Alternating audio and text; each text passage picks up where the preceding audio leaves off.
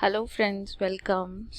अब हम डिस्कस करेंगे, ये हमने लास्ट चीज़ डिस्कस करी थी इक्वालिटी इन डेमोक्रेसी में, कि कैसे सरकारी स्कीम्स हेल्प कर रहे हैं इक्वालिटी लाने में, है ना। जो भी डिसएडवांटेज सेक्शन था उसकी जो डिस्क्रिमिनेशन है उसको ख़त्म करने के लिए। दूसरा, issue of equality in other democracy. अब हमारा अगला टॉपिक है, क्या सिर्फ इंडिया में ही यही होता है या हर जगह ये होता है। ये चीज़ हम फाइंड आउट करेंगे। तो issue of inequality continue to exist in many democratic country around the world. जो इनइक्वालिटी का इशू है वो बहुत सारी कंट्रीज में रहता है, सिर्फ इंडिया ही नहीं है जो इसका मतलब इनइक्वालिटी है जहाँ पर। यहाँ पे एग्जाम्पल लिया गया है यूनाइटेड स्टेट्स अमेरिका का, यूनाइटेड स्टेट्स ऑफ अमेरिका का, यूएसए का एग्जाम्पल लिया गया है। Afro Americans whose ancestors were slaves used to face severe discrimination in the past, but now the situation is improving. जो ब्लैक लोग थे यहाँ पे, एफ्रो अमेरिकन मतलब जो ब्लैक पीपल थे, आप देख रहे होंगे यहाँ पे जो दिख रही है आपको फोटो, वो एफ्रो अमेरिकन लोग हैं जिनको ब्लैक्स भी बोलते हैं। तो जो ये ब्लैक और वाइट का डिस्क्रिमिनेशन ये लोग करते थे कि ये तो स्लेव लोग हैं, इनको अच्छे से वो ट्रीट नहीं करते थे, ठीक है। तो उनके साथ कैसा ट्रीटमेंट करते थे, उनको बोलते थे कि जो ब्लैक लोग हैं, एफ्रो अमेरिकन है, वो अलग स्कूल्स में जाएंगे, और जो अमेरिकन है, वाइट अमेरिकन हैं, वो अलग स्कूल्स में जाएंगे, ठीक है।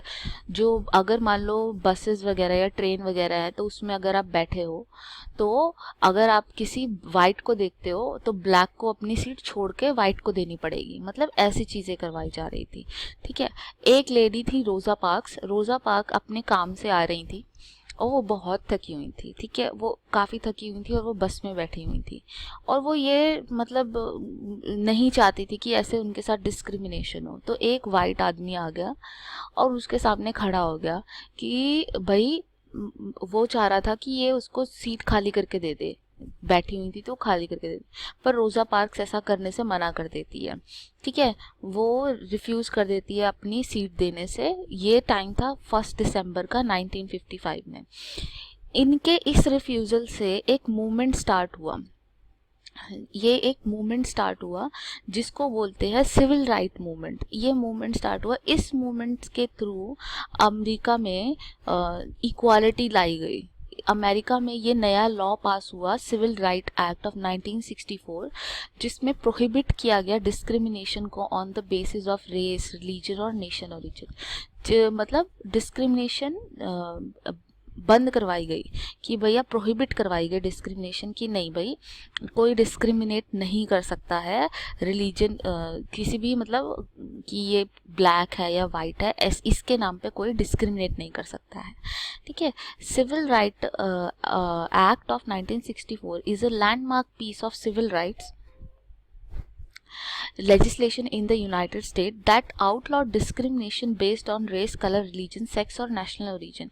तो इस टाइम के बाद से जो डिस्क्रिमिनेशन है वो ख़त्म कर दी गई, और जो वाइट के स्कूल्स थे, मतलब जो अमेरिकन के स्कूल थे, वो स्कूल्स इन जो ब्लैक बच्चे थे उनके लिए भी खोल दिए गए, ठीक है। However, condition of inequality and the lack of access to proper facility continue to exist for many Afro-American even today। जो एफ्रो अमेरिकन्स हैं उनके लिए अभी भी काफ़ी बुरी सिचुएशन है, क्योंकि वो आज भी पुअर है। मतलब आप अमेरिका में देखो तो पुअर ज़्यादा से ज़्यादा कौन है, ब्लैक लोग ही ज़्यादा से ज़्यादा पुअर है, क्योंकि उनके साथ अनइक्वल ट्रीटमेंट इतने टाइम से हुआ है, तो वो एक ही बार में अनडन तो हो नहीं सकता, है ना। जैसे समाज में लड़कियों को अनइक्वल ट्रीट किया जाता है, तो वो एकदम से तो अनडन हो नहीं सकता, धीरे धीरे करके सोसाइटी सुधरेगी, है ना। ऐसे ही वहाँ पर है, इनइक्वालिटी तो हुई है बट धीरे धीरे अब वो ठीक भी हो रही है, ठीक है। अब एक डेमोक्रेसी में क्या क्या चैलेंजेस है हम उसके बारे में समझेंगे। Communities and individuals continue in their efforts to expand idea related to equality। जो communities हैं, जो individuals हैं, वो अपने अपने effort चलाते ही रहते हैं always equality बढ़ाने के लिए। सारी दुनिया में मतलब कई अच्छे लोग भी हैं जो लोग चाहते हैं कि देश दुनिया में equality रहे, कोई किसी को unequal treat ना करे। मतलब हम में से भी कई लोग होंगे जो चाहेंगे कि देश में सब कोई इक्वल हो, किसी के साथ बुरा ना हो। जैसे कि अभी अभी कोरोना वायरस के टाइम पे हम देख रहे हैं कि कितनी तकलीफ़ें आ रही हैं, जो गरीब लोग हैं उनको कितनी प्रॉब्लम्स आ रही हैं। तो हम में से कोई भी ऐसा नहीं चाहता कि किसी के साथ भी ऐसा हो, है ना। तो अपने अपने एफर्ट सब कोई करता है इक्वालिटी फैलाने के लिए। It is essential to uphold the dignity of individual in order to achieve the equality of any kind in a democracy। ये essential है कि हम हर किसी की सेल्फ रिस्पेक्ट की रिस्पेक्ट करें, कि हाँ इस बंदे की भी सेल्फ रिस्पेक्ट है, हम उसको इज्जत दें, हम उसकी इंसल्ट ना करें, उसको रिस्पेक्ट दें, और इस तरह से हम इक्वालिटी अचीव कर सकते हैं अपने डेमोक्रेसी में। यहाँ पे एक एग्जांपल जैसे मिड डे मील स्कीम का है, जहाँ पे सारे इकट्ठे बैठ के खा रहे हैं, है ना। किसी को ये नहीं बोल सकते कि तुम्हें मैं खाना नहीं दूंगा या दूंगी बिकॉज तुम छोटी कास्ट के हो या कुछ हो, है ना, ऐसा नहीं कह सकते।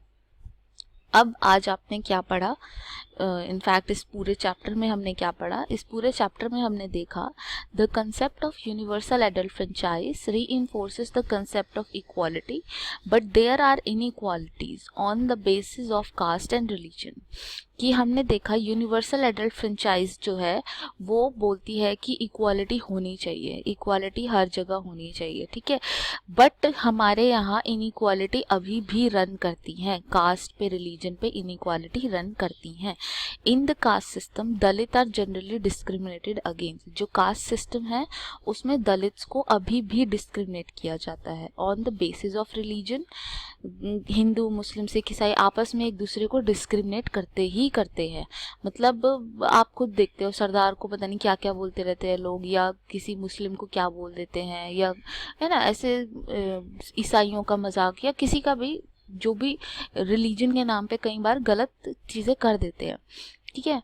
जेंडर इनइक्वालिटीज़ होती हैं, लड़कियों को गलत ट्रीट किया जाता है। Dignity of individual is violated. जो एक इंडिविजुअल की सेल्फ रिस्पेक्ट है उसको वायलेट किया जाता है कास्ट के बेस पे, जेंडर के बेस पे, रिलीजन के बेस पे। कॉन्स्टिट्यूशन ऑफ इंडिया ने प्रोविज़न बनाए हुए हैं ताकि इक्वालिटी को इंश्योर किया जा सके। Equality as a concept is not very simple. जो इक्वालिटी एज अ कंसेप्ट है वो काफ़ी सिंपल नहीं है, बट डेमोक्रेसीज़ को ये इंश्योर करना होगा कि हर जगह इक्वालिटी हो, उनके देश में इक्वालिटी हो, है ना। क्योंकि इनइक्वालिटी हमें हर जगह देखने मिल जाती है, कोई अमीर है कोई गरीब है, ये इनइक्वालिटी ही है ना। पीतमपुरा में हमें कैसे देखने मिलता है, एक साइड बड़े बड़े बंगलो है और एक साइड पे बेचारे स्लम वाले लोग रह रहे होते हैं। तो कैसे इनइक्वालिटी है। मतलब ठीक है आपने लिख दिया कॉन्स्टिट्यूशन में कि इक्वालिटी होनी चाहिए, लेकिन उस इक्वालिटी को इंश्योर करने के लिए भी कुछ होना चाहिए, है ना। In democratic country like India equality is the underlying principal.